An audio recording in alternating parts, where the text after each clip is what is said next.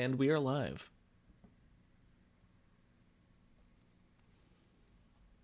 Refresh.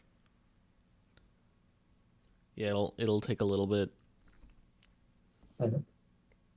And be sure to be recording this as well. Even though this is a low stakes stream, I think some folks would like to tune into the VOD. Yeah. Uh, Yeah, I mean YouTube does automatically make the VOD, mhm. which is nice. Oh, right, yeah, yeah. No, that's right. This is not on Twitch. Chris, would you like to like listen to the stream or something like that just to check our audio levels, like Neil's voice versus my voice? Oh yeah, I thought I had it open already. Just Oh, I just did, to make except it's sure muted. that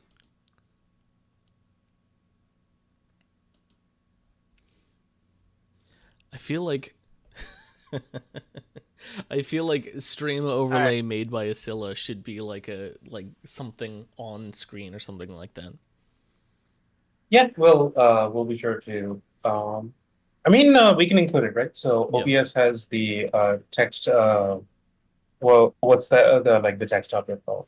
So like maybe put it like directly under the 2023 wrap up screen. Yeah. Um, Let me turn Chris Put up a little bit. Asilla in the credits.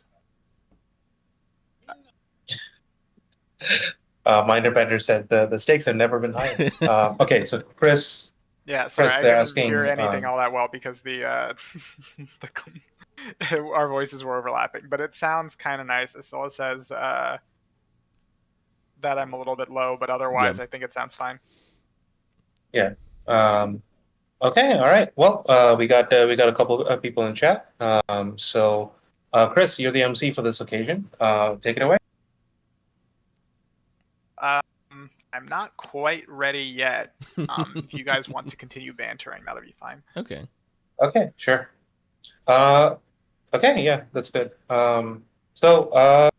Yeah. We finally made it. I think we made it to the end of the year. I I cannot tell you how happy I am for the holidays. This. Uh, yeah. Any plans on your end that you can share with us? What we'll do over the holidays. So we're still figuring out plans with my family. I think we're probably looking at like visiting them in January. But we're going to be visiting my partner's mom. I think like for Christmas. So that's going to be where we're spending Christmas, and that's going to be fun. We actually had a bit where we have a gift for her mom who was shipping to our place, and we had like a bit of a scare where we thought the package had been stolen because she got an email saying that it had been delivered, and then it ended up actually being delivered an hour later. And that's always scary.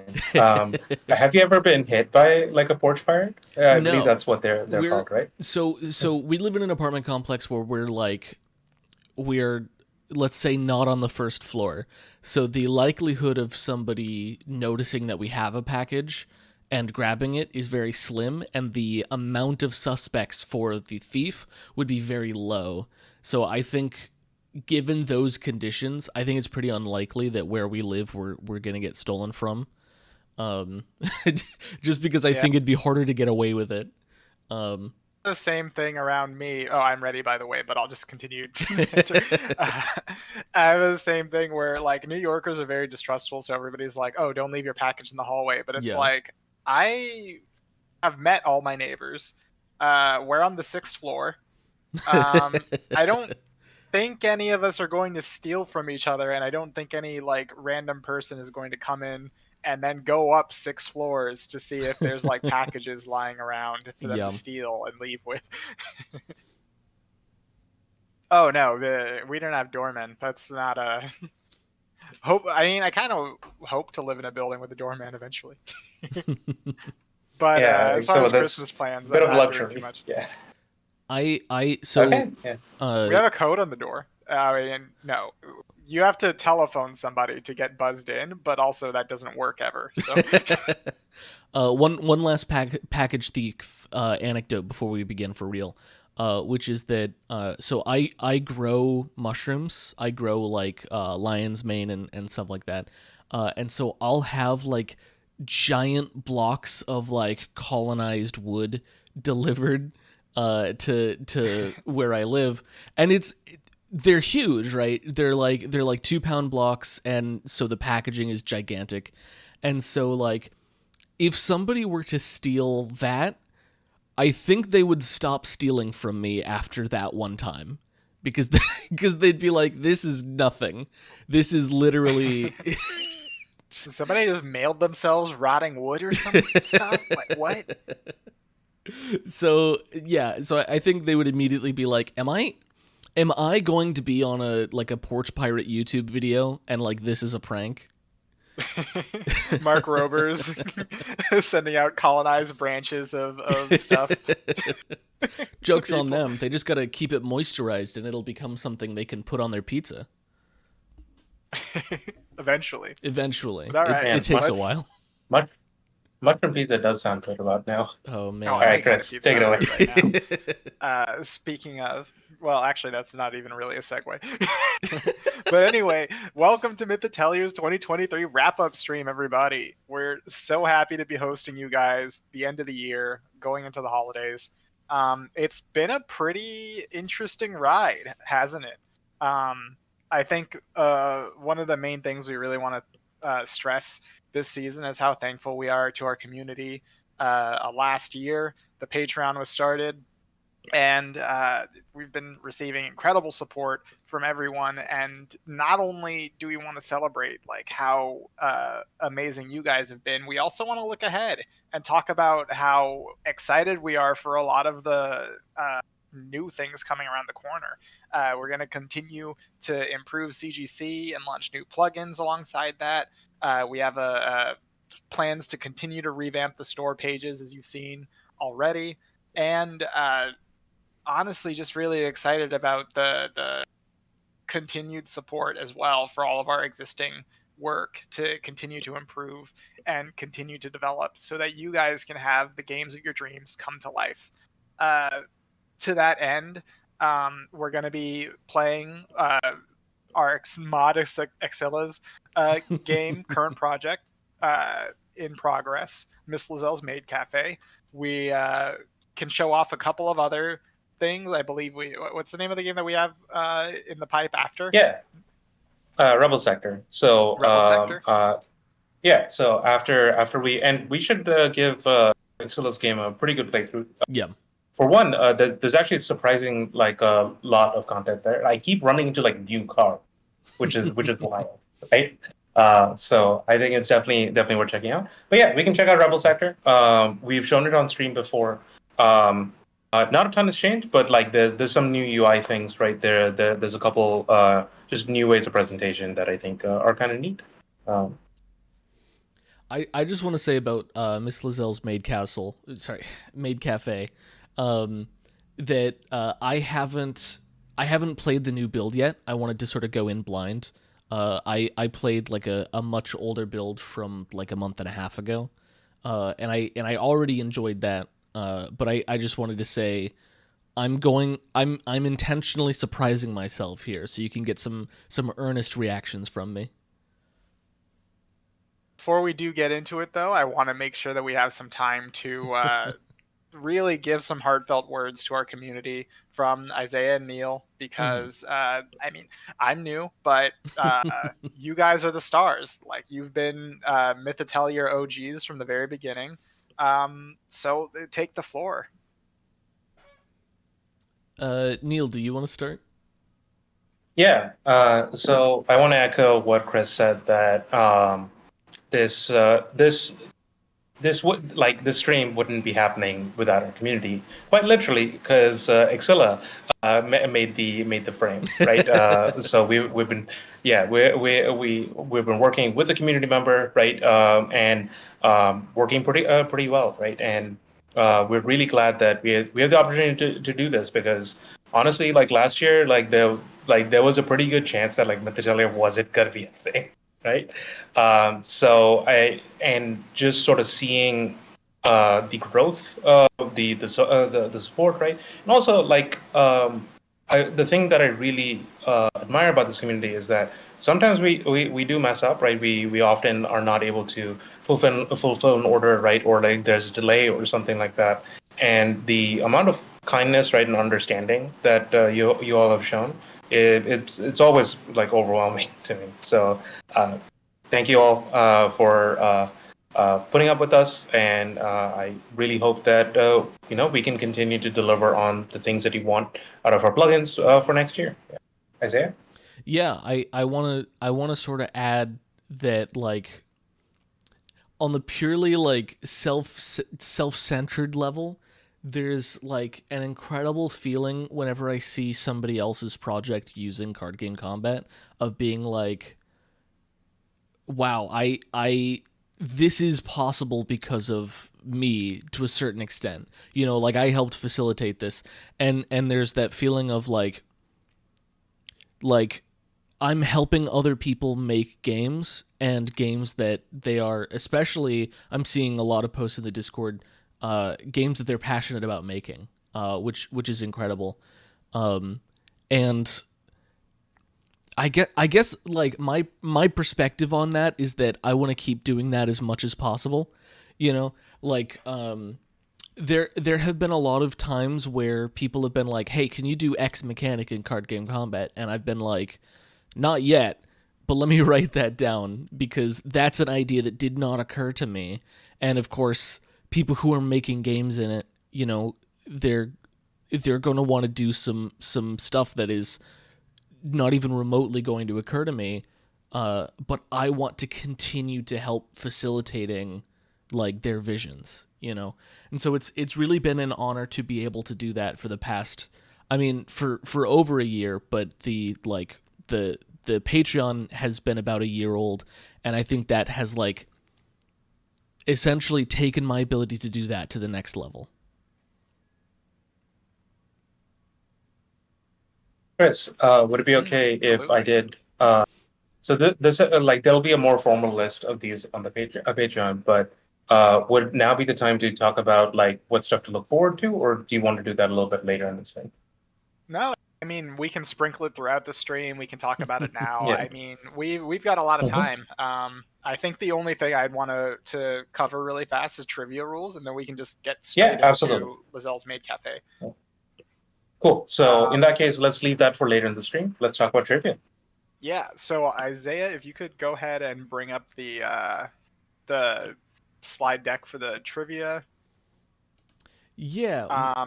So while he does that, I'll just go ahead and bring up. We have as part of our annual or the year end celebration, we're celebrating that we have official DLC associated with RPG Maker on Steam. This is the Seasons of Harvest background music packs in both the original and 8-bit flavors.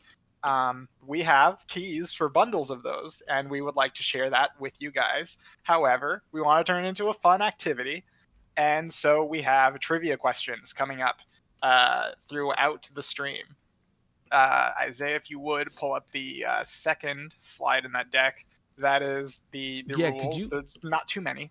just real quick, could you Uh, could you give me the link to that? oh, Um sure, I will.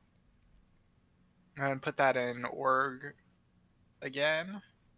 It's an org name. Yeah. Oh, it is. Isaiah, just scroll up a bit. okay. It's right there. My my, Yeah. my bad. Okay. Can I slideshow this in the other monitor? Is that something that I can do? Whatever. I'll just drag it into this tab. Um, So, in the meantime, we'll be asking questions based on JRPGs throughout the stream.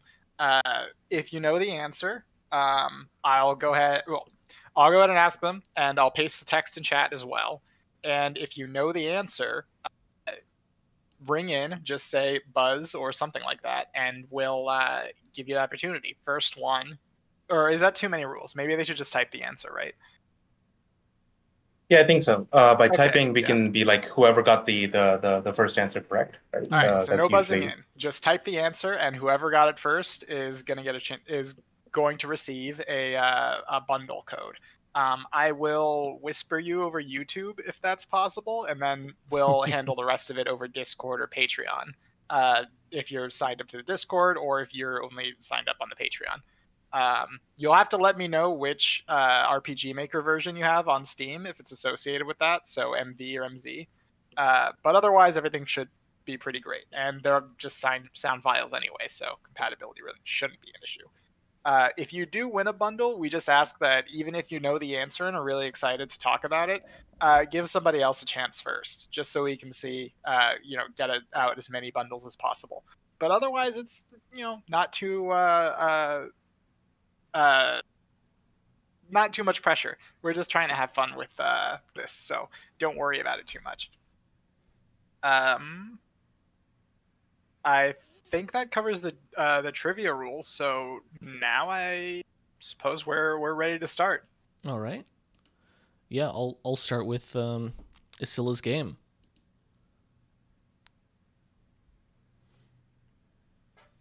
Yeah, so as Isaiah Key set up, so Scylla, seeing you in chat, we'll be asking you a couple questions. Feel free to respond to them as you see fit.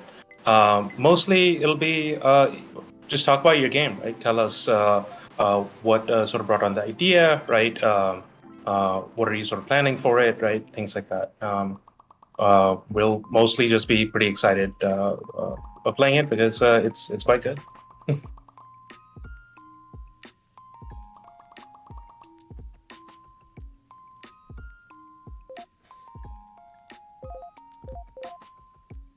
So first, should I start by selecting a partner?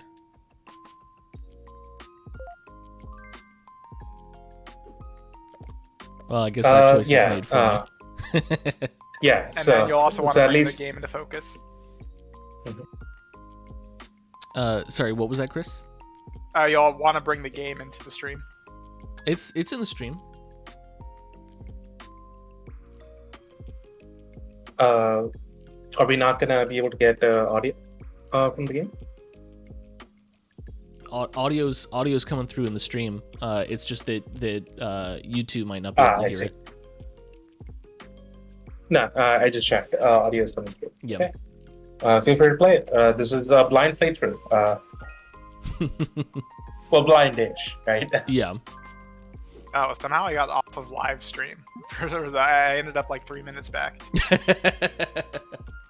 That'll do it. Deal 5 damage, gain 1 block, gain 4 blocks, counter, deal 8 damage. Okay. I'm assuming this is a card shop.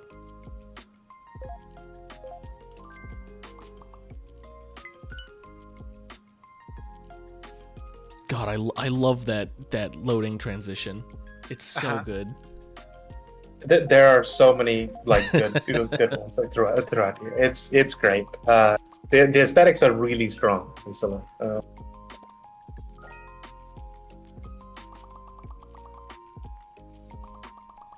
I understand completely. I agree.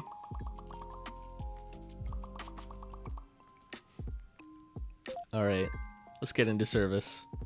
God, I can't get over. It's so good. I remember when you first posted a video of that. I was just like watching it over and over because I was so into it. Let's channel sort of our inner northern line, right? We gotta explicate more than like it's just good. You're right. You're right. All right. I mean.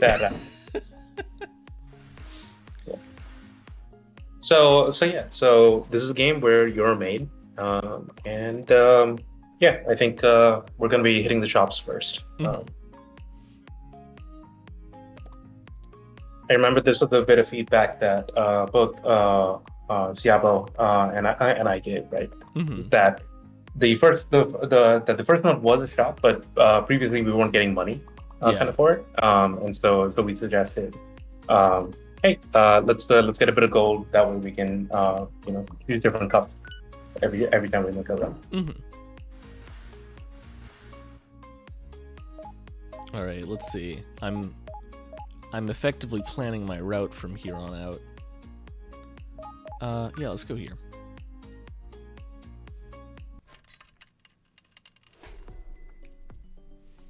Big fan of that battle transition. Okay. Is that our chatter plugin or another one? If it is ours, then it's like the parameters were really like they spent a lot of time working on the parameters. Yeah, I don't doubt it. Like every single aspect of this game is like polished to the nines. It's great. So I want at least... So you're stunned for a turn. I want at least 6 block. And I think I can accomplish that. Just kidding, I spent all my energy. That's funny. Alright. Oh.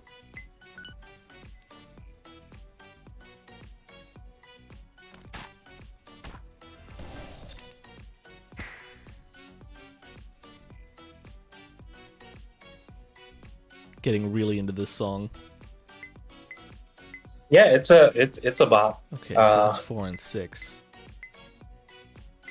So 4, 8. That would do me.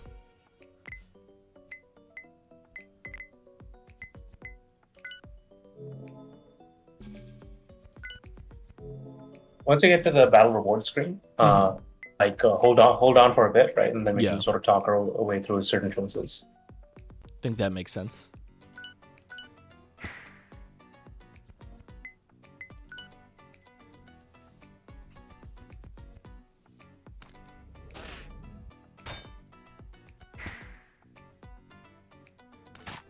Yeah, Xilla is talking about the sprite work in chat. Mm-hmm. Which is pretty good. But Xilla mentions that there's some restrictions because we're working with Pixie.js, right? Yeah. And we've run into some of those issues with like trying to get a more high definition version right off the cards and things like that. Especially rotating is where I see it the most, right? The sort of we get you call them ripsels, right? Yeah. Sharp edge. Attack, apply wounds. Ooh. Yeah, so that the slicing rim, that card's really great because you basically get to do this kind of like bleed effect, right? So if you can get sharp edge and a bunch of cheap attacks, right? Mm-hmm. You can just keep stacking, right, that on enemies, right? And it's pretty good. That's great. When I serve tea so well that bats die. Ooh. Yeah, so I think that's the sort of like mechanic because a lot of these are like parasol kind of based attacks, right? Mm-hmm. So you're going through this kind of creepy forest, right? Not creepy, it's like kind of cute creepy in a way. But yeah, you are using your mate ability, right, to dispatch your foes along the way. I'm gonna take Parasol Slam. And then Parasol Slam looks pretty good. You know, I'm gonna go for the relic. Yeah, the relics are sort of one-off items.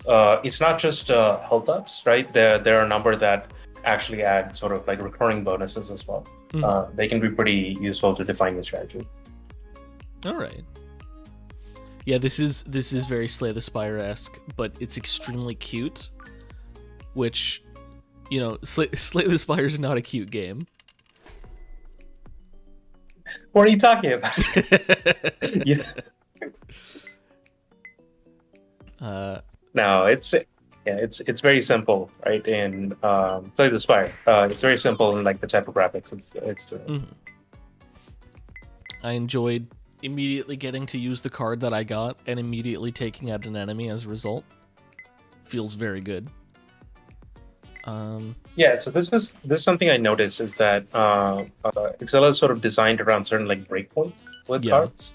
So there's a number of the cards that I think like raise Parasol, which give you counter, right? Initially, like counter was only doing like 2 damage, but something that I noticed is that so every time you attack an enemy, when you have Verity as your partner, you build paralysis tax on that, and that's for each attack. Counters count as attacks as well. So even if you're not doing a ton of damage, you're building up those paralysis stats so that on your turn you can take advantage of it and stun the enemy. But also that 2 damage, it adds up, right? It gets you to like certain breakpoints where like the enemy can just be finished off with a single card, which is great. When you're thinking about design and like having these kind of very purposeful like combos set up, I really enjoy when you know see these kind of things happen where you get like big spike damage and then you have like a nice card that can neatly finish them off without like draining all your resources and stuff. I especially like it when you get to like ride that momentum into like a multi-stage encounter. Yeah. Okay, so I see now while I'm doing we finish -2 out damage. this combat, I think it's a good time for our first trivia question. Absolutely. We gain All some. right, let's. So for our first trivia question, and by the way, Neil created all of these himself. So I apologize if the in questions are advance. too difficult, blame him. No, actually, I looked through all of these and I really like this. I think they're a really good spot in terms of difficulty. So for the first one, which of these famous JRPG titles had the famous dream team of Hironobu Sakaguchi, Yuji Horii, and Akira Toriyama working on its development? So here's what are the options? question, and remember, just type the answer. First one to answer it wins. Oh, are we not giving them the options? They're having to look this up. You are totally right. I've got it on screen. All right, sweet. I should put those in chat too. Yeah, so that they know which one to respond with. Oh, those in. All right, so it's Those did Final not format. Fantasy VI, Blue Dragon, Chrono Trigger, or Dragon Quest IV: Chapters of the Chosen. So I actually do not know the answer to this, but I do have a guess. I don't know if I should say my guess because I feel like that might taint the results. Okay, so I think let's let chat put in their answers, right, while we sort of go back to the game. Is that what you're thinking, Chris? Or do we wait for them to wait till we get a confirmed answer before we move on? Well, it looks like we'll hold. So we can go back to the combat, and then we'll have the answer after that. Okay. Okay, so Reiko has guessed Blue Dragon. Yeah.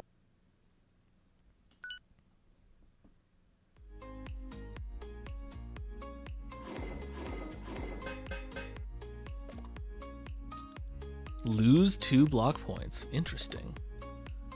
Gain Flare Up for 1 turn. Brew 1 cup. I'm going to assume that means draw a card.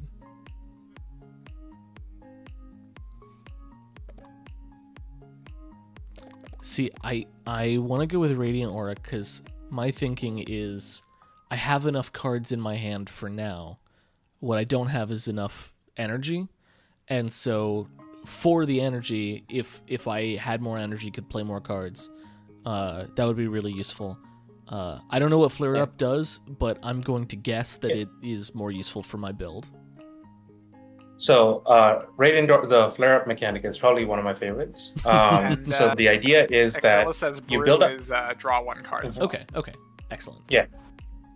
And having cheap draw, right, is great, right? Because you just you are able to kind of push forward your game plan, right, with the resources that you have. Mm-hmm. So the idea with Flare Up is that you build up block, right? And if you can hold that block, right, over the course of the enemy turn, you can unleash this big attack, right, that hits all the enemies. Okay. But if the enemies break your block, right, then no dice, right? Then you don't get get that attack. So there's a bit of risk and reward there, and it's really fun, right, to sort of play into it. So I'm going to go into a rest to see what it's like. My assumption is just that it'll heal. Select rest method. Oh, that's great. You changed screens already. Well, while Isaiah's working on that, I will resolve the trivia question. Unfortunately, no one got it right. Isaiah, what was your guess going to be? My guess was going to be, hold on, I got to remember what the, my guess was going to be Chrono Trigger. You would be correct then. Oh, incredible. It is you were right. Isilla. Akira Toriyama was the big clue there, but you forget his legendary art style is back on Chrono Trigger, Reiko. Oh, man. Yeah, so this was a fun question to crack because there was a trap. Blue Dragon was the trap. So Blue Dragon. So Hironobu Sakaguchi and Toriyama worked on Blue Dragon. This is when Hironobu Sakaguchi separated with Square Soft, which became Square Enix shortly after he left, and went on to found Mistwalker. And then Yuji Horii and Akira Toriyama collaborate pretty frequently on the Dragon Quest, right, which are well known for having the Toriyama art style. So Dragon Quest could have been valid. Blue Dragon could have been valid, but all three of them worked on Chrono Trigger, right? And yeah, oh man, yeah, exactly, right. So and then Final Fantasy VI was like was the complete like missed one, right? Because only Sakaguchi was on that. And I love that you went into that because I'm just about to add, this is the tier 1 questions. The tier 2 questions are supposed to be harder. So apologies, but hopefully you'll get the question next time. Don't worry, we've got a ton of these. Let me just real quick, my thought process for Chrono Trigger was 100% vibes based, but it was essentially like Chrono Trigger was the game that ended up being sort of massively influential. Like in ways that, don't get me wrong, all of these games are good, but Chrono Trigger is a game that like people are still having a lot of conversations about. People are still making, for example, video essays about why this game is good. Didn't that game come out this year also? That's heavily based on. Yeah, Cameron's been talking about that a lot. Yeah. I mean, you don't know Cameron, but Neil remembers Cameron, and he loves Sea of Stars. But so it would make sense that like a dream team would essentially result in something of that level of influence. So that was essentially my reasoning for guessing Chrono Trigger, as somebody who famously does not remember most of the names of RPG developers. All right, let's get back to it. So fortunately, I am not missing more than 25% of my max HP, so I'm just gonna heal that. And then let's get closer to the center so that I have more options.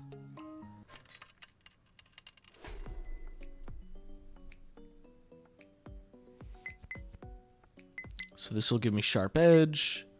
This will just give me a lot of block, which would be very useful here. 2-6, I'm guessing is 2 instances of 6 damage. Yeah. So you'll need to sort of mitigate that. Okay. So if I want to get the flare up bonus, that I need 18 block, which I actually can. Which is. I can. You might be able to do it. Yeah. And I would say I really adore that enemy in the middle. She looks like Koakuma from Toho. So this should insulate me. I should be good. Yeah. So one of the cool things that Excella managed to get working is enemy intense. So this is a feature that we've been wanting to roll out for card game combat. We just haven't we haven't gotten around to it yet. But I think this was really smart, right? So yeah. Excella, did you use YP buff states core and use the state counters for this, or did you go with a different method?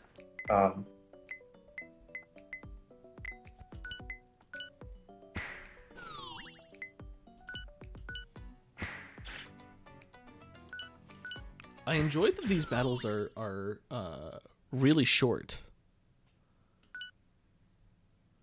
At least at the beginning. I think that makes it very easy to like learn the mechanics of the game.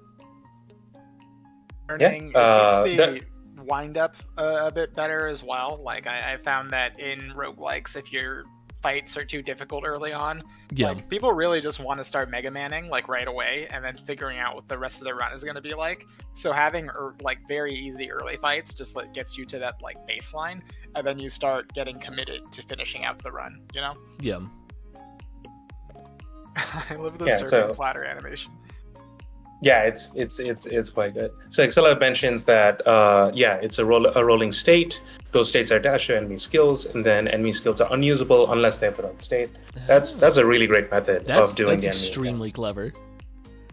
Yeah. I think I'm gonna go with Parasol Swing. Yeah, because Flowery Climax, if I remember correctly, is a synergy card, right? Yeah. So it depends. There's a couple cards in here that are the combo cards, which depend on like you activating it by playing another card, right? I think it's either like you have to do it before or like on the same turn. So Flowery Climax is good, but not good for your current deck. Yeah. So Parasol Swing is probably it. Okay, so let's see. None of them are going to attack me this turn, so this is a good setup turn essentially. I think we're getting to the point where you want to do another trivia question. You guys ready? Sure, Yeah. go for it. I'm gonna aim for the 5s, you know. And maybe the question will run to the 5s, and we'll just do it on the next 5. But... Is this the next slide, or should I just let you read it off? Yes, so we'll go to the next slide. Okay. Bet Isaiah loses this one. We'll see. What, the fight or the question? Yeah, that's the fight. Because I'm seeing a gargoyle on screen, and it's just like, man. Oh yeah, that gargoyle. It's still what an annoying enemy. All right, so which of these famous JRPG titles had? Oh wait, that's the other one. That's the one I just placed, rather. Which popular JRPG series has had an ongoing storyline and recurring playable characters that carry across 12-plus game titles, often referred to as the MCU of JRPGs? I'm really glad that you put the options on here, because I was immediately going to be like Kingdom Hearts. I mean, so I looked, right, and I was just like, huh. Could I count this? I'm like, no. There's a better trick in here. I'm not going to type them out in the chat because the formatting sucks, but I will read them out. The Trails or Kiseki series, Final Fantasies, or Tales of series, or Star Ocean series.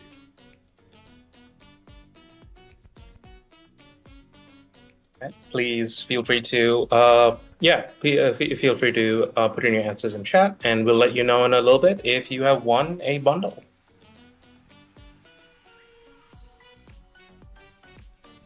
Meanwhile, I'm just vibing to the song. Yeah.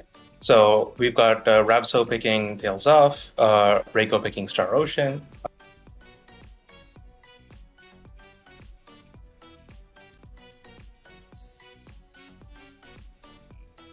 I've got my guess locked in as well.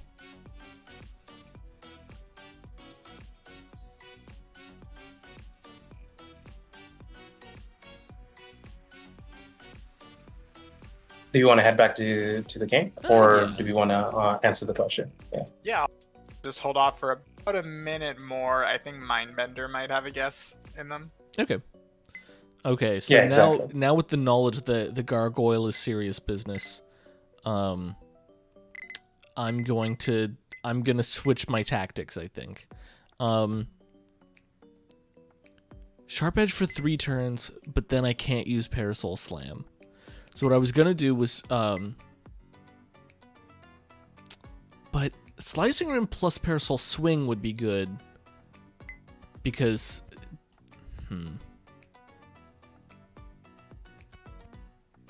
Yeah. Oh, I didn't whenever even think I about look at that something combo. like That this, I combo is always- great. Yeah. Well, whenever I look at an encounter like this, where there's like a big enemy and then two medium health enemies, I always try and figure out what like the puzzle of this is. Yeah. Like, are those enemies going to be buffing the one in the middle? So should they be taken out first, or is this more of a like that guy's going to tank for them kind of situation? You know, like.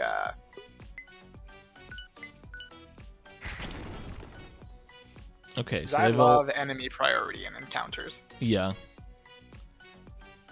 Rip my parasol slam, but that's okay. Okay, harden. I'm guessing that it is going to take less damage from here on out. Not quite. It's generative block, just like you. All right. Well, Well, I will have to say, unfortunately, this trivia question is stumped again. all right. The I'm gonna answer was. I made Oh, I made hold them on. too hard. Let me say my guess before Yeah, you give the what's your answer? I was gonna guess Star Ocean. Unfortunately, not this time. It's the Dang. Trails series. Trails in the Sky is the Yeah. first chapter back in 2004.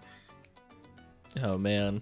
Yeah. So there's a lot of long running JRPG series, but many of them often do the Final Fantasy thing of they have similar themes, right? And they essentially recur them, right? Mm-hmm. Yeah, Excella got it right, but Excella already has a package, so I think so we'll count it as a win. Yeah. So many of these series have like a lot of titles. Tales of especially, right? I believe like is now sort of in the sort of like low 20s kind of mark. Mm-hmm. But Tales of likes to do the thing where they focus on like they'll do like a couple games within the same setting, and then they'll move on, right? Yeah.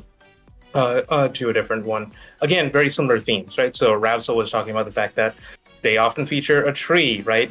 Interlinked worlds, right? A swordsman protagonist, right? And do those kinds of things. Star Ocean's a pretty interesting series. I think that it's a series by Tri-Ace. Isaiah, you're gonna like this. So imagine Star Trek, and You have my attention. yeah. So imagine Star Trek, and they run into essentially a what do they call in Star Trek when they run into like a it's not a primitive culture, right? But essentially it's a culture that the Prime Directive has to be upheld on. Yeah. Yeah, so essentially, the Star Ocean series is dealing with that, where you will have one set of protagonists that are from the world that is usually in sort of a medievalish sort of JRPG kind of stage, right? And another set of protagonists that are from the Federation, basically, right? Who are dealing with essentially a Prime Directive crisis, right? So the first game focuses on, believe it or not, a time traveling plague. Oh wow. Yeah, it's high concept. It gets out there. So the Star Ocean games I know are being remade. They're not amazing, but like they are a delight.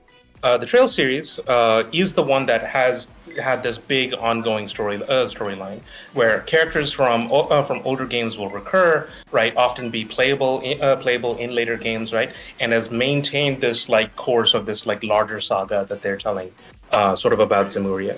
They focus on arcs, right? Which are like it will focus on like a particular location. So the Trails in the Sky series focuses on the what's called the Liberal arc, right? Which focuses on this kingdom, right? That is sort of caught between these sort of larger forces, right? And having to deal with those consequences. Then the Crossbell arc focuses on yet another nation that is caught between two larger powers. Only this time they are technologically advanced. So what will we deal with then? And then Trails of Cold Steel deals with now we're not part of these smaller nations, we're part of the empire that is sort of threatening, right? These smaller nations. So what is life like for the people within this empire, right? And we get to be a teacher at a school and do very Persona-esque things, but also very Trails-esque things, right? As we get to go through this game. So yeah, so it's a pretty big thing to get into, but I would highly recommend it. Right, the games are very solid in what they do. All right.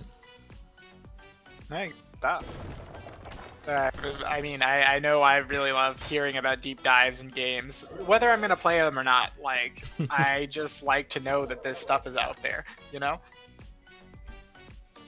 Yeah, the one thing that sort of keeps people sort of going on with Trails is that very often there'll be a setup, right? And then 3 games later, they pay it off in such a big way, right? And like you didn't even see it coming, and it's fantastic, right? But like whenever and they keep doing it, right? They keep very consistently doing it. It's good. I think Ascilla might have identified my my weakness, the difficulty that I would have in this battle, because things are not going great. Yeah, so the gargoyles are very much gatekeepers, right? Are we about to get filtered? Honestly, a very similar role to the gargoyles in Dark Souls. 10 block points. That should do me for this turn, right? I mean, let's get in there. We'll find it out at least. I got 13 block. Yeah, okay. Yeah, add more block. That's fine. That's great. 31 block. Honestly, I wouldn't want to waste that damage, though. I feel like you might be better served, like, reducing their action economy and finishing off that last creature. Yeah, for sure. Yeah. So one hint, Isaiah, is that paralysis is pretty good here. So make sure that you're stacking it, right? Because you can basically paralyze it on the turns that it would go and generate that block, right? Yeah. On the turns that it would like hit you with the time. And that's the thing that I realized about gargoyle fights is that they actually want you to make use of the partner that you have with you. Mm-hmm. You should be gone. I would like it if you were gone. You can mull your turn. We got one more question out there and then get back into it. All right. Let me just resolve this. Oh, jeez. All right. Well, things are. I might break a couple cups here. Okay, I think this one's easier. Somebody's going to get this question.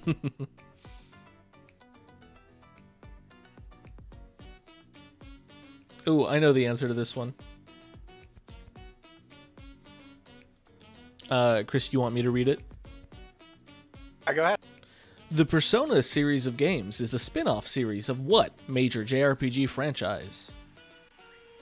Except that I don't know how to pronounce some of these, so I feel like maybe I should try my read them hand all. at it. I've got a pretty good instinct for pronunciations. Megami Ibunroku, Tengai Makyo, Megami Tensei, or Inazuma 11. I like that you stumbled on the one English word. Yeah, I know, right? It's like switching from like English to Spanish or something like that, where it's just like, oh, I didn't swip right.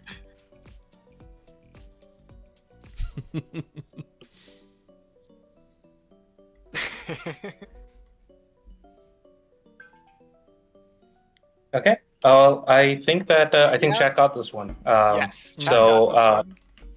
yeah. Reiko So hit you over Discord, but the answer is Megami Tensei. So Go ahead. Chris, Rapso, I think beat Reiko to the punch. Yeah. Oh wait. Oh, you're totally right. Yeah. Ravso. Yeah. Alright, sorry. Ravso, I'll hit you up over Discord. Yeah. So yeah, this was a gimme. Yeah, and Rapso goes into the fact that Megami Tensei was based off a novel. So Megami Tensei, pretty long-running RPG series, often cited as one of the first sort of popularizers of the monster catcher kind of genre. And so this is a game series that usually you're in a situation, there's demons, right? And that you have to kind of contend with, but these are also your party members, right? So you will have to negotiate with them, get them on your side, right? And maybe you can even fuse them to make even more powerful demons. So The Megami Tensei series has had many different incarnations. One of the experiments that they tried in the PSX era was making what was then called Megami Ibonroku Persona. So that was the trap that was in there. So this was a spin-off series that would focus on still pretty mature themes, right? But like would focus on a younger cast of characters because the Megami Tensei series, the Shin Megami Tensei series, tend to target a little bit older, right? They tend to be a little bit more, let's say, cold, right, with their philosophy, right? So yeah, so you take on the role of this group of teenagers. They do sort of an occult ritual that goes right, and end up in a mind world, right, that they realize is that of one of their classmates. So Megami Banroku Persona, right, sort of sets up this the idea, and the biggest idea is the idea of the personas, which are these. If you're familiar with JoJo's Bizarre Adventure, these stands, right, they take some of the demon designs. There's some unique designs by Kazuma Kaneko, who is the artist often associated with the Megami Tensei series. And that first game is pretty rough, but it starts the beginnings of an idea that goes on to become pretty big down the line, right? We wouldn't get Persona 5, right, without 4, without 3, without 2, without 1, because that's how chronology works. You're so right. Yeah, but yeah, I think that people really resonated with the style of game, right? It took the really good like addictive loop, right, that the Shin Megami Tensei series has, and yeah, gave you sort of control of characters that are a little bit easier to get to know, right? And I think that it's a winning formula. It's worked pretty well for them so far. But if you like the Persona series, right, and you're looking for a little bit of mechanical challenge, definitely check out its parent series, Shin Megami Tensei. I love I love that series so damn much. But there's a lot of spin-offs as well that just use that same loop, use those same demons in a bunch of really fun ways. One of my favorite spin-offs is I'll shut up. Just Okay. real quick, Isilla has asked that I restart the game because something about it broke. I'm assuming that because I clicked on a shop icon and it started a battle, that has the potential to cause some issues. So I'm just gonna restart. Also, rip me dying. I hoped it wouldn't happen, and I will never emotionally recover from this. But you will financially recover from this because you get money at the start of the show. That is true.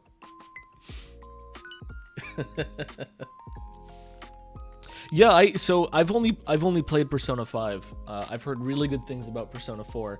I'm sort of worried that like if I play them in reverse order, I will slowly like them less and less.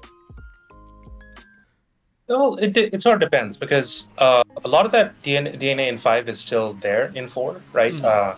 In 4, I think they managed to get a lot of that schedule stuff kind of right. 3 is like, to me, like the strongest aesthetic game, right?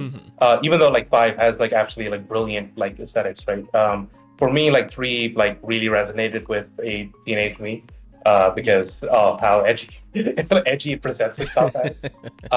And then Persona 2 is wild. There's literally no way I could describe it that like does it justice. It is so different, right, from everything that will come after.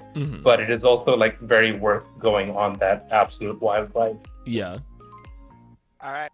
While we get the next run started, let's get to another question really quickly. All right. We are already actually at 5 o'clock Eastern. I'm just having a good time. All right. So, next question. Which of these entries in the Xeno series first featured the battle android Cosmos? Is that not pronounced Cosmos? I've heard it Is he- Cosmos. Really? Huh.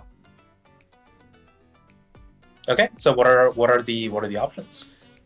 Oh yeah. We've got Xenoblade, Xenogears, Xenoclash, and Xenosaga. pretty sure one of those is made up. At least. I also think one of them is made up.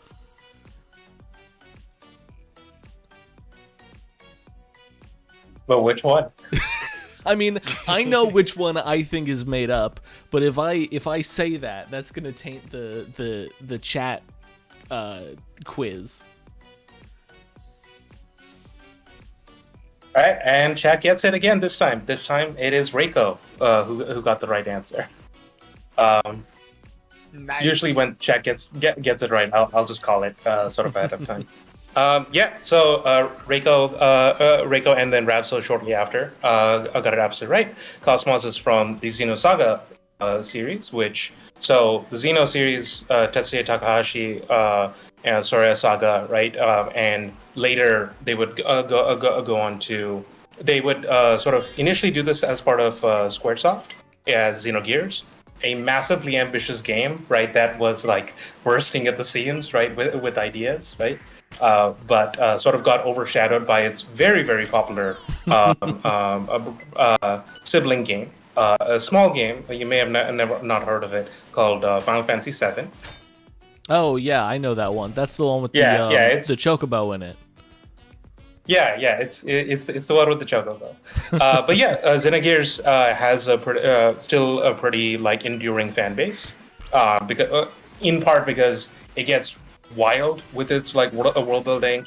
It's got really cool mechs in it, right? And it's got a really good story, right? That is really worth delving into. Disc 2 of Xenogears is worth experiencing. So if anybody wants to just like go back and emulate those games, right? Definitely check that out. But Xenosaga was the follow-up, but it was sort of it wasn't a sequel. It was taking a lot of the ideas that Takahashi and Co had at the time and sort of repurposing it for sort of a new kind of setting. So rather than a sort of single planet, right, that was it was still sort of a sci-fi story, right, but this would be more of a space opera, and it follows Shion Uzuki, right, who is a researcher, right, and the battle android Cosmos, which is one of Shion's creations. It follows a number of other characters. It's pretty similar to Xenogears. Spans tens of thousands of years, right? We're jumping back and forth across time, right? Following different characters, different plot lines. We get into a lot of philosophy, right? Which is a lot of fun. Oh, and also Jesus shows up as a cameo in Xenosaga. This is true. Jesus is a canon character, right? In Xenosaga, it's just right? like JoJo's. Just as. Yeah, exactly like JoJo's. But yeah, Xenosaga, again, very ambitious, right? They were trying to do the sort of episodic game model, which for PS2 RPGs didn't quite end up working out. So it's a lot of people consider sort of a flawed masterpiece, right? Kind of a thing. And then later on, right, they would go on to found Monolith Soft, right? Sort of establish right the credentials, right, and eventually worked on Xenoblade, which I think has worked out for them so far. Wouldn't you say, Isaiah? Yeah. Yeah, a little bit. So, Isilla, I have one point of feedback. I don't know how either of you two feel about this. So, Dazzling Rotation, gain 8 block points for enemy and astonish all enemies. My assumption is that this would target the user, not the enemies. I feel like that feels better, like UX-wise. I don't know if that makes it much harder to implement the actual effect. So, take this feedback with a grain of salt. But that was my experience with Dazzling. It's an extremely minor point of feedback, but just had to express it while it was in my mind.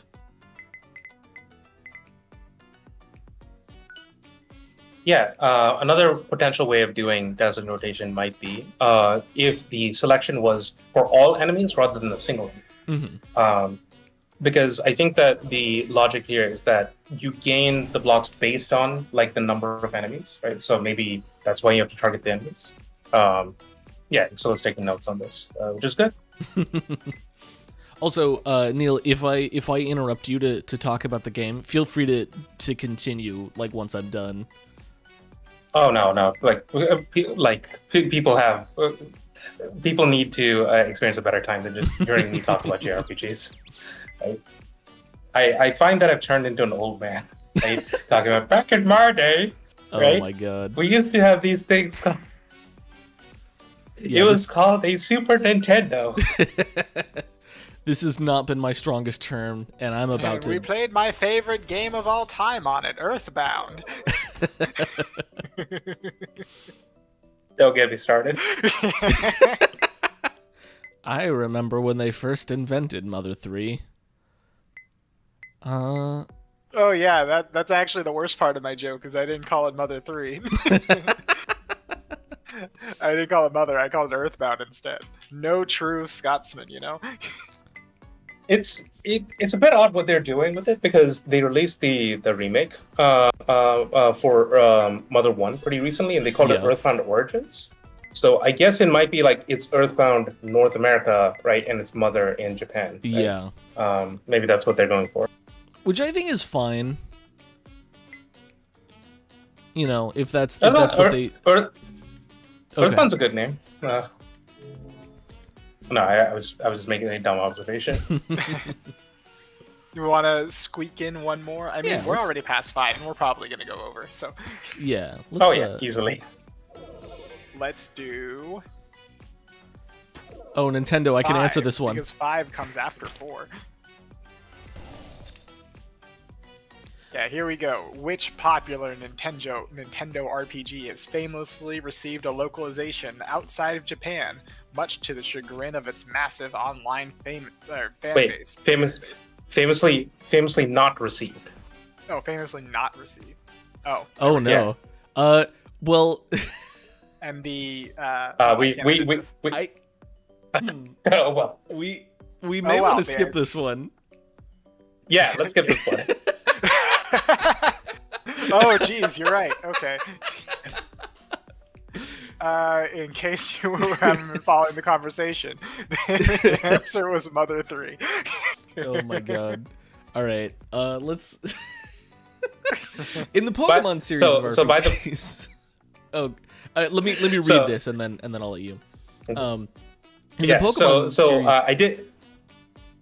Yeah, go ahead. in the Pokemon series of RPGs, what is the hidden statistic that is used to create variations among untrained Pokemon within the same species? I know the answer to this one. Now that we're in Nintendo RPGs, this is my wheelhouse. But what were you saying, Neil? Oh no, so I did. I put in Ring Fit Adventure just for you. You are the biggest promoter of Ring Fit Adventure, right? I did light up when I saw Ring Fit was in there.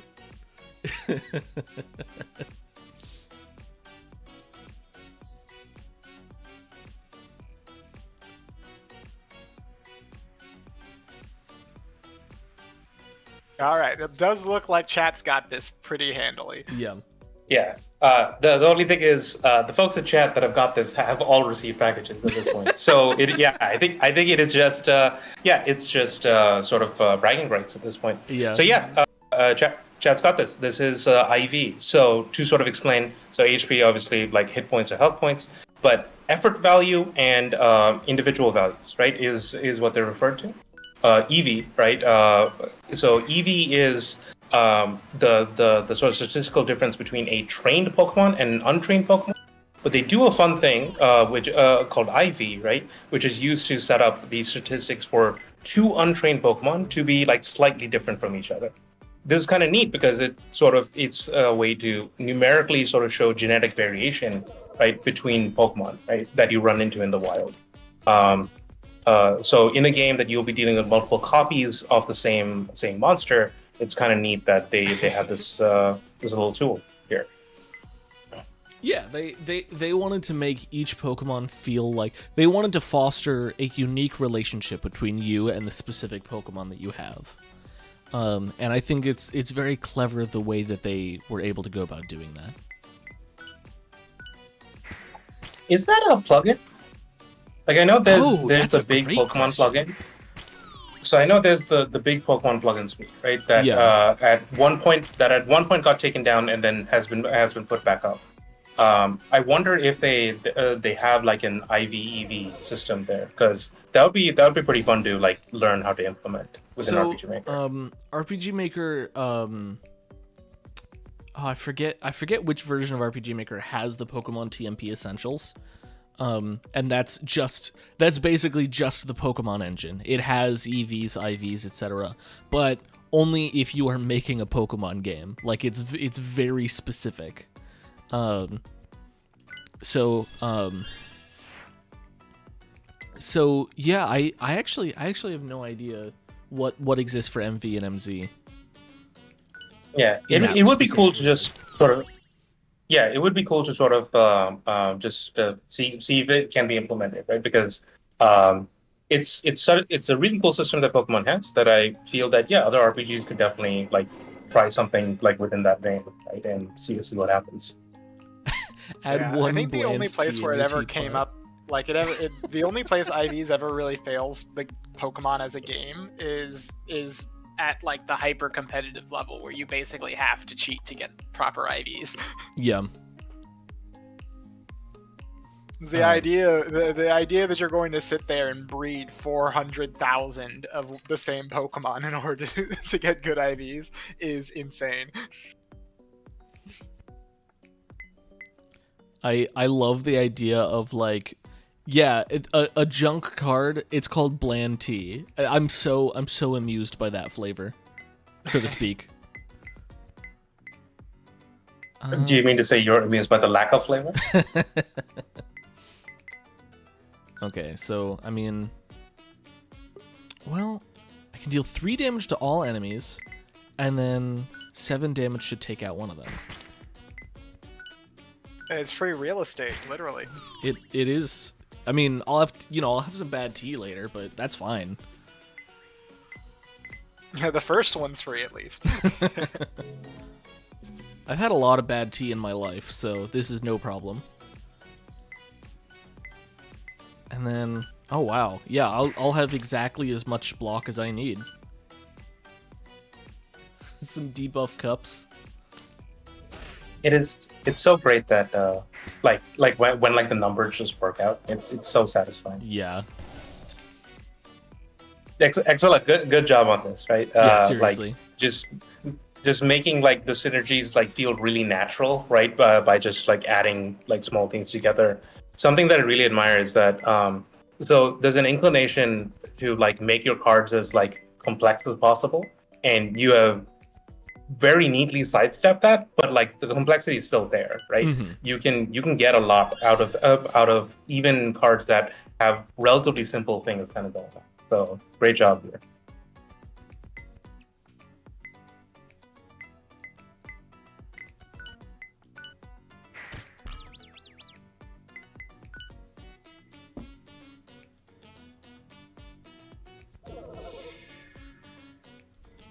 You hate to see a damage down. Unplayable. It's throwing your whole strategy into reconsideration. I mean, this will deal 3 damage, this will deal 3 damage, and this will deal 3 damage. That is enough. We do have enough. And the bland tea didn't even cause a problem. And it didn't cause a problem yet. Not yet, yeah. Well, I mean, I think on hover it says it leaves at the end of the combat, right? So you don't have to worry about like junking up your deck long term. Yeah. Mm-hmm. Rather, it does it sort of every battle that you sort of use that in. Game Sharp Edge for 3 turns. Gain 10 block points for every stack of Vigor. And I will be having Vigor, so I think I'm going to take that one. Nice. Let's Vigor's you up and Vigor. Yeah, Vigor's sort of an interesting mechanic. I think I've seen it like in like one other card game, but essentially the idea is that Vigor is this buff that you're sort of building up. Most of the cards that give you Vigor will increase your max health by a slight amount, right? Mm-hmm. And then you'll just have this like Vigor value. And then there's ways to cash in the Vigor that you've like built up to turn it into heal, right? And to like essentially make use of that increased health. It's kind of interesting, like how like how different cards play with that mechanic. In this Yeah. game.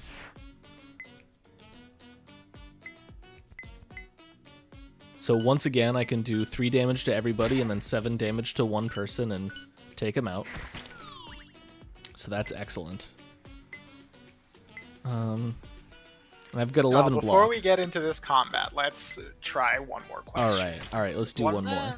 I keep on saying one more as if like we're planning on stopping anytime soon. All right, let me know when I should click my slideshow to move to the next one. Right now. Which of these popular strategy JRPG series was primarily featured on Sega consoles?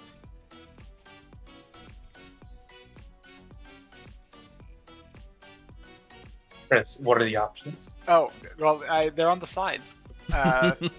Shining Okay. Force, Fire Wait, Emblem. I keep on forgetting that I can't see the slides in real time. I keep on looking over to my Discord window to change. The options are, Shining Force, Fire Emblem, Suikoden, and Brigandine.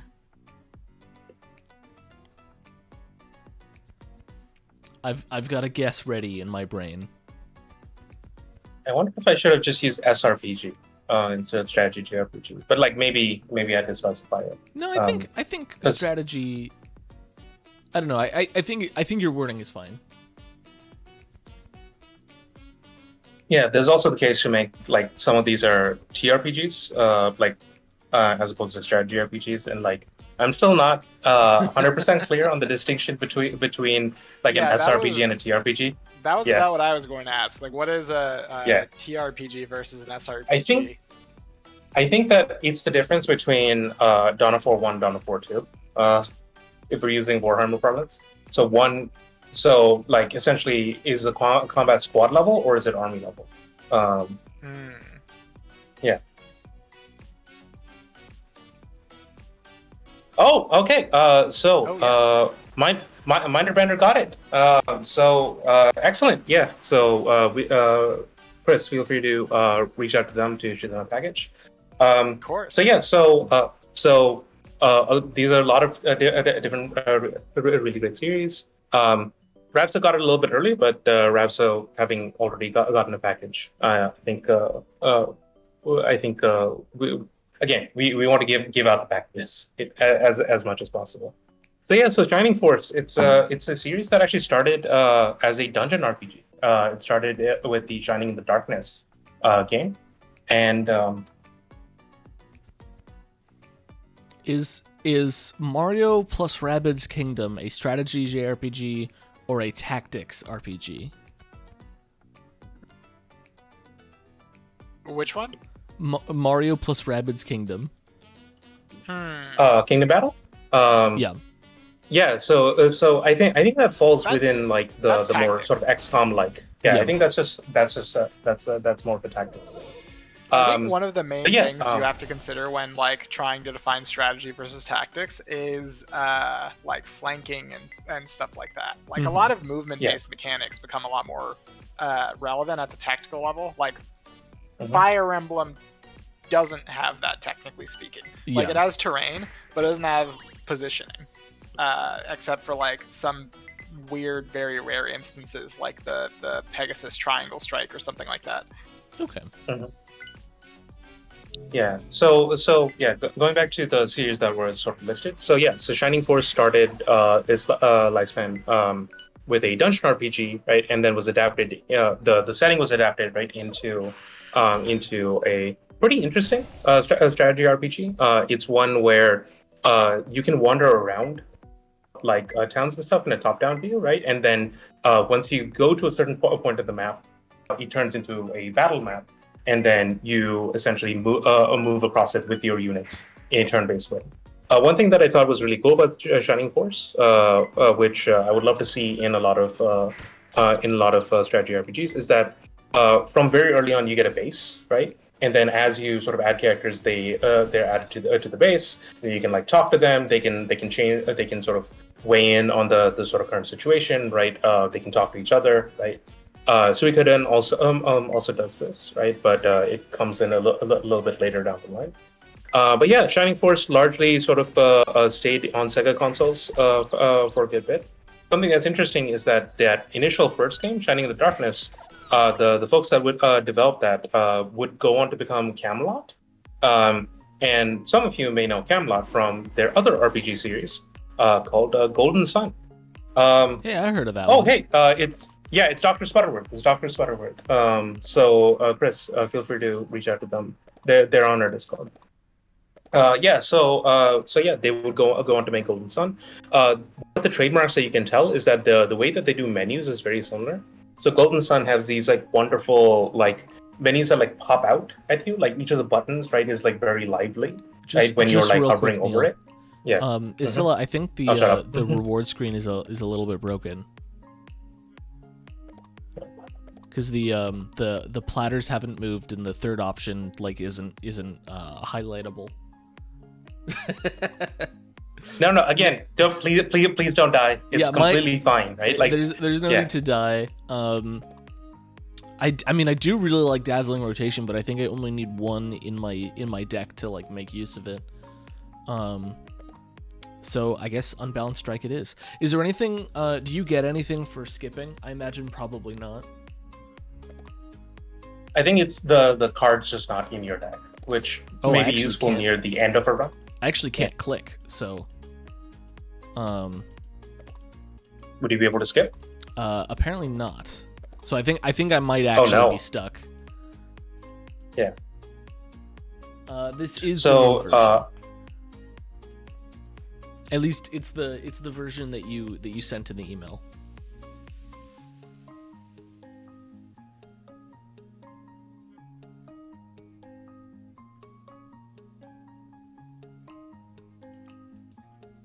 That's very unfortunate.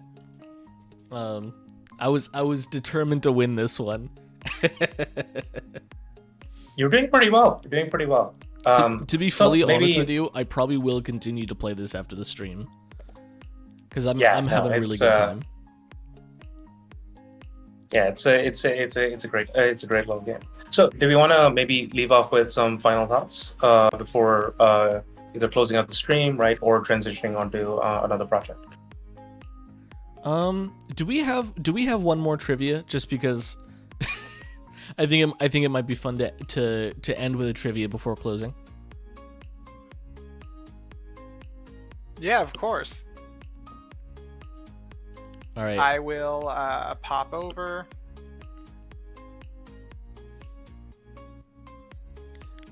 Let me know when, and I can. All right. Now then, which of these RPG series was not developed by the video game company Capcom? Monster Hunter, Wild Arms, Breath of Fire, or Dragon's Dogma? I'm pretty sure I know the answer to this one. He says very far away from the microphone.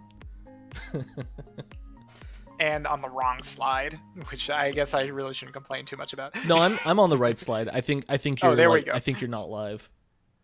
Yeah, I just have to stick to the YouTube. I forget how long the delay is on the the YouTube stream. Excellent. You can't choose B or C. Otherwise, like I would like pass like every like multiple choice thing by being like it's A or B or C or D. Oh, man. And if you know Boolean logic, it will evaluate to a 1.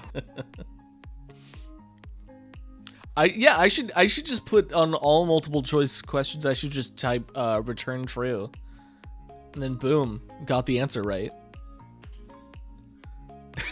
Okay, so we have a couple answers in chat, and Rapso gets it right. It is Wild Arms. Wild Arms was not developed by Capcom. I was wrong. I thought it was Dragon's Dogma. No, turns out it's one of theirs. Chris, would you like to weigh in, because you know these games way better than I do? Yes, I do actually. So specifically, actually, even Breath of Fire I know really well because this is one of the only JRPGs I actually played when I was younger. I played the Breath of Fire 2 on Game Boy Advance when it was ported to that platform, and so I also have extremely specific feelings about Dragon's Dogma. Only good things for sure. But I swear Dragon's Dogma is a tech demo for Monster Hunter World. Capcom has this pattern of basically like releasing prototypes as their own games if they're cool enough. Yeah. It's what happened with Devil May Cry. Devil May Cry 1 was originally a prototype for Resident Evil, Oh. and they thought, wow, this is crazy action-packed, and it's nothing like the Resident Evil series. Actually, it was an early prototype for Resident Evil 4. Incredible. But yeah, so this is like nothing like the rest of the series. Let's just make this, but it is cool, so let's make it its own game. And they did. And I think that's what happened with Dragon's Dogma as well. I think they were iterating on Monster Hunter and found something that was cool, but not quite what they were looking for. And they decided to let it be its own game. And now it's getting a sequel in March.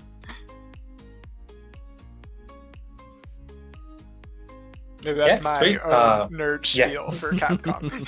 No, that's really good. So yeah, I include the Capcom question because there's a prom question in here as well. Yeah, feel free to explain feedback. So off the 4 series that are there, so Breath of Fire is a JRPG series. Quite a good one. Definitely check those games out. Breath of Fire 2, 3, and 4 are like considered classics. One is pretty good as well, and then 5 is worth playing because it's an early prototype into what like roguelike storytelling be, and they do some really like the thing that we sort of lauded like Hades for, right, was being done back in like 2000, I think 2002-ish is when Dragon Quarter came out. Dragon Quarter is Apologies just if you like just a heard a wide. motorcycle from outside my window. No worries. Please yeah, Dragon continue. Quarter is just a wild game. Yeah, it's worth checking out. So Wild Arms is one of my personal favorites. It was oddly enough, it's a first party title on the Sony PlayStation. So the actual company for it, I think I listed it in the Google Doc. But yeah, it came out. Wild Arms 1 came out with the as one of the sort of first initial kind of batch of games on the PSX. It is doing very different thing. Like it is in that like big PlayStation JRPG kind of genre, but it is doing a lot of different things. Like it has like action puzzles and things like that, time sequences. It has like guns and ammo, right? That you have to sort of manage, right? And it has this really interesting sort of fantasy Western, but also sci-fi, but also fantasy setting. It's really hard to define, right? But like it's like you know it's a Wild Arms game when you play it.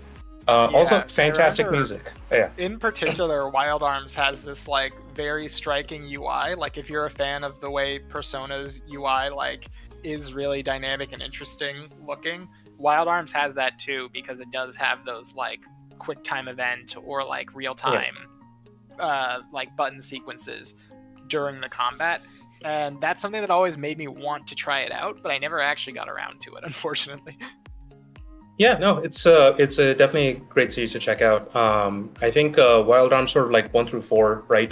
You're in pretty good hands. Each of them is doing something pretty unique. The cool thing is that they maintain the setting across all of them, right? So essentially, each subsequent game is catching like you're dealing with sort of the consequences of like the previous game, right? Like a couple of years later, right? And that's sort of neat, right? They're able to maintain these sort of threats, right? In these sort of plot threads kind of across them. It's a little bit cartoony. The best way to describe it is if folks are familiar with Trigun, the anime series, that's kind of like Wild Arms' vibe in a lot of ways. That's always what I've associated with it.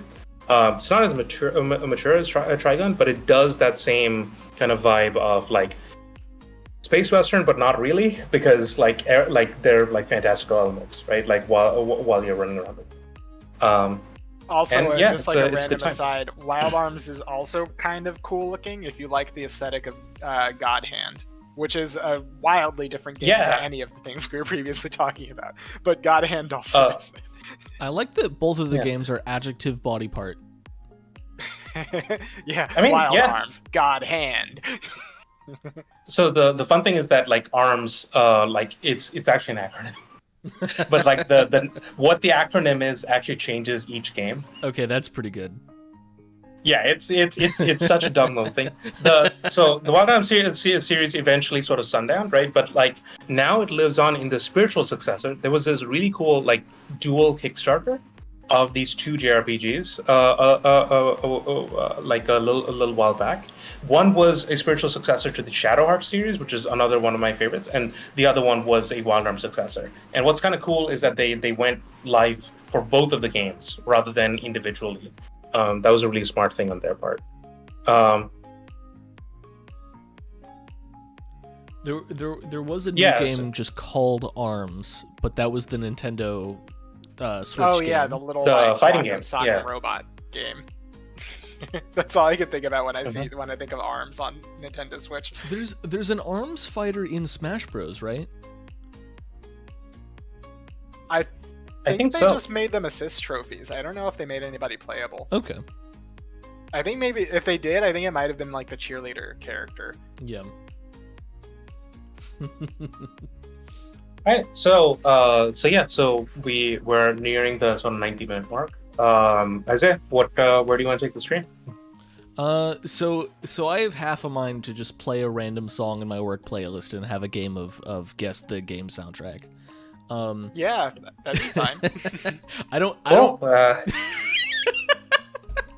I can hear. Will YouTube try to copyright claim the thing? Oh, Do they do okay. that for Actually, live yeah, streams? you're right. That might be something we have to watch out for. I mean, part of it is I don't think we're large enough for that to happen. But I think it might mute that part of the stream. I'm not sure. I think that could be something that we can experiment with later. But I do really want to do it. So I think we should probably just wrap up the stream. Have our closing conversation. Mm-hmm. Yeah. So, before we get into it, I just want to say thank you so much, Excel, right, for submitting your game project for us to play. I hope you got a lot of notes out of it, right? And hopefully you keep working on it because like it's quite good, right? Isaiah, you were playing it. So Oh yeah. Any thoughts? It's okay. So this is the first project. This is not the first project with Card Game Combat. There's been a number of them, but the first that it's been a community member that's developed it kind of on their own, right? And hopefully we can make sure it gets it gets to the audience that it needs to get to. So thank you so much for submitting, and if the rest of you are interested in doing so, we would love to feature it on a featured stream. Absolutely. Yeah, like Neil said, these are really energizing to see you guys working on your own projects. Like Isaiah said, it's something we can take pride in as well by enabling you to make the games that you want to make. It's really the kind of spirit that we're all here to encourage. We want people to look at each other's projects and be excited and hopeful about their own stuff because we understand this stuff isn't easy. It can be pretty difficult at times, but we can help each other through it and keep on going until we all have the games of our dreams at our fingertips.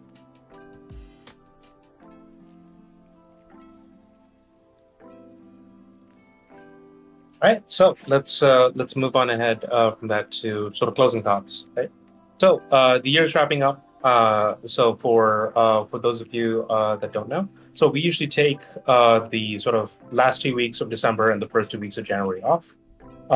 We'll still be around, right? We'll be available on the Discord. But if we take a bit of time to respond to questions, it's because we're off on holiday. There's a number of projects that we still have that we're still juggling. Those will be released, right? We'll be doing a staggered release going into the next year. And next year, Isaiah, do you think it's time to sort of announce at least one of the things to sort of look forward to? Because I think we've gotten more or less confirmation of that, right? Yeah. So, is this just to make sure we're on the same page? Is this is the Victor thing? Oh yeah. So we're gonna start. We're gonna be putting some effort in the next year into making tutorial videos for how to use Card Game Combat, and its huge suite of plugins. We're gonna really be putting effort into making sure that Card Game Combat is not overwhelming for new users, especially because the plugin has grown so immensely in the past year.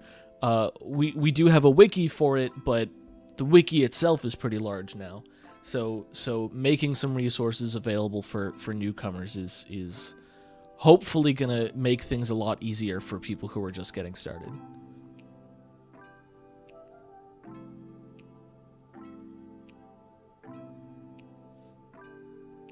Whoops, muted. So just responding to Rapso in chat. Yeah. Yeah. So so 150 will probably be the final release for this year, and then going into the next year, I think the order that we have is we want CGC 160 to be out, and then we want Card Summons to be out sort of shortly after that. But definitely, Odometer has been like it's been a long time going. So we may as well make sure that the sort of most complete version of it is out, has most of the bugs fixed, right? So thank you for keeping me accountable to that. I do appreciate it.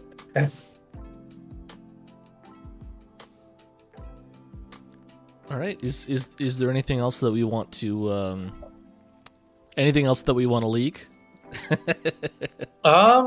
No. So the other things are still a little bit up in the air, right? So I think we're still juggling those. I know that Card Action Pack 2 is one of the plugins that patrons voted on. So expect that to be sometime a little bit later next year once we have Card Summons out. And I know that no, we don't want to confirm whether we're doing that quite yet. We're still going to determine like after 160 which direction the next update will take. But we're getting close, folks. We're getting close to Card Game Combat being feature complete, and that's a really interesting prospect. We've Neil and I have had a lot of internal discussions about like specific things we want to work on next year. We can't officially talk about any of them beyond the ones that we're actively talking about now, just because they haven't started yet. But we're very excited about the potential that next year has in store. Yeah, exactly. Yeah. I would absolutely agree. We have some really amazing plans. I just am excited to be here with you guys along for the ride, and please just punch that we can just keep this going. It feels really good to be part of the community that you've developed here at MythAtelier. Okay, and so with that, thank you all for coming to the stream. This was hopefully quite fun for you. I know that we definitely enjoyed it on our end as well. So yeah, thank you for watching. Thank you for supporting us. And if you're getting some holidays over this winter break, please have a good time enjoying those. If not, feel free to lament in our Discord, and we'll be there to lend an ear. Well, no matter what, they at least have the new year to celebrate. So we'll see you guys next year. They can't take that away from us. Yeah. All right, I'm gonna end stream. Take care, Cool. everybody. Bye.